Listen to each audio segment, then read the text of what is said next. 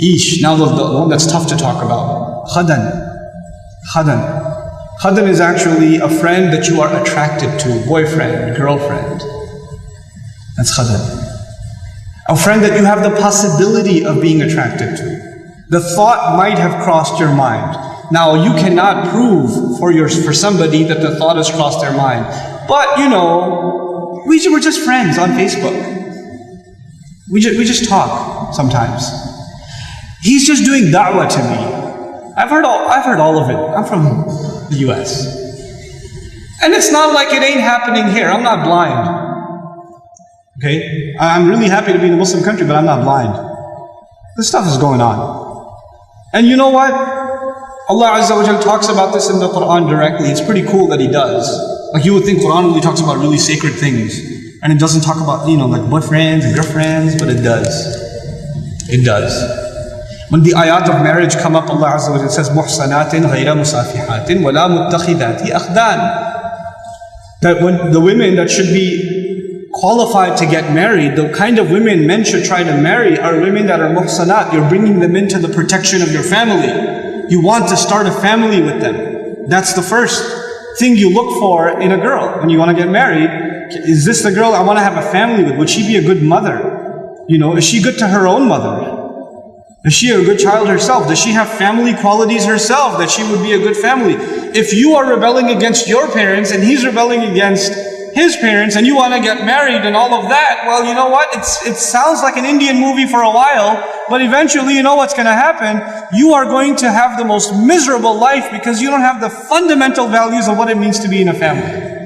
What it means to be in a family. What it means to have loyalty to people that have raised you, that have taken care of you. You have this fluffy, stupid idea of what love means. First of all, stop watching Indian movies, for God's sake. Stop. Please. How many times can you watch people running around a tree? Enough. And it's gotten filthier and filthier and filthier. My God. I went to a restaurant not too long ago with my children in Seattle. Halal restaurant. We looked it up and it was a halal restaurant, so we went. And they're just, halal restaurant, for their entertainment, they got like Bollywood on. I literally had to turn my children around and myself turn around and, because it's so filthy. It's so disgusting. Like, how can that play in your homes?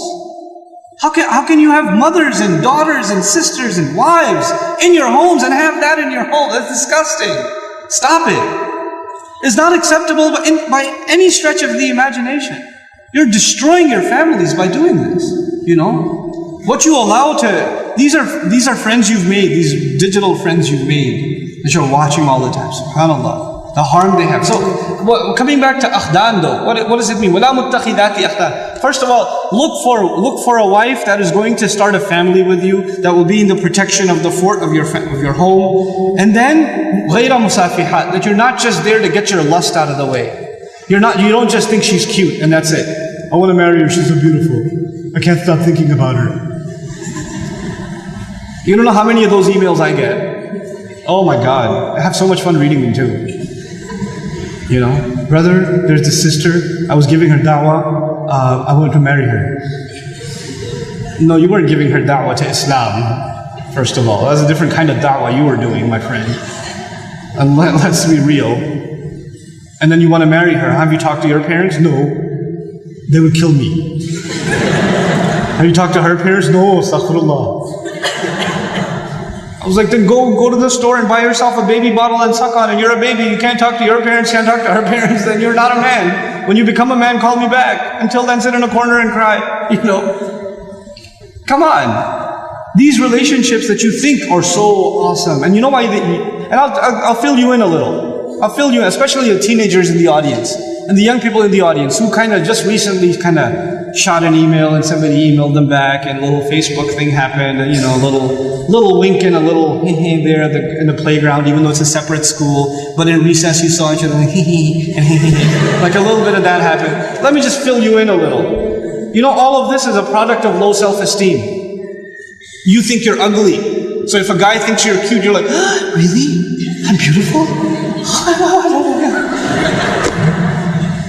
You know, you have low self-esteem. You think nobody's going to like you, nobody's going to want to marry you, and all of that stuff. And on the other hand, the guy, like, you know, we don't have good friendships and good relationships, and we're looking for something. And most of the guys, I don't have to tell you what's going on in your head. You and I have ijma' on this issue. The things that go on in our head. There's no reason for me to explain all of that to you, you know. But, you know, just because you have raging hormones and you're like daydreaming about girls and things like that, it doesn't mean that you're in love. It just means that you haven't controlled your temptations yet. And you're ruining somebody's life. You're ruining an entire family. You realize what you're doing?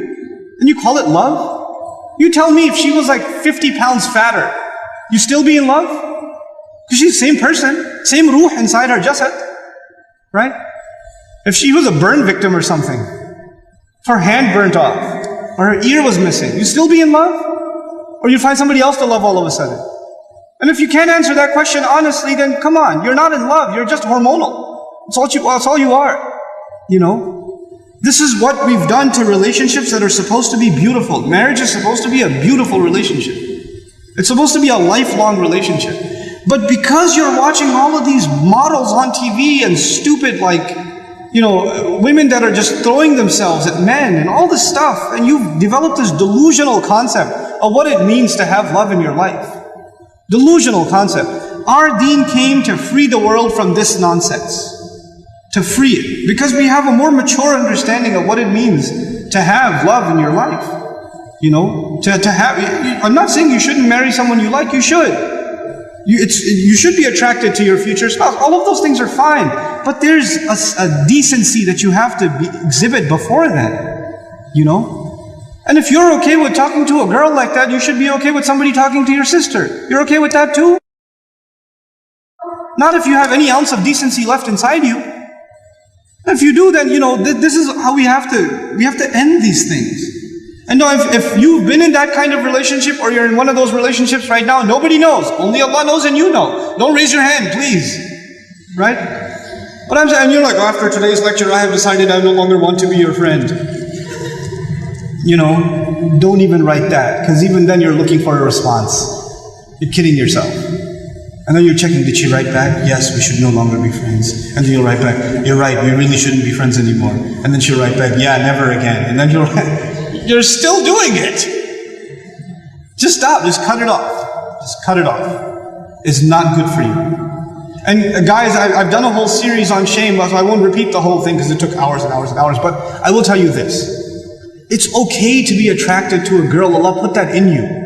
You're not evil for finding a girl beautiful. It's not haram for you to feel that way. You have to control it though. You have to control yourself. Our deen teaches us self-control. And if you cannot exhibit self-control in one aspect of your life, you'll lose self-control in other aspects of your life.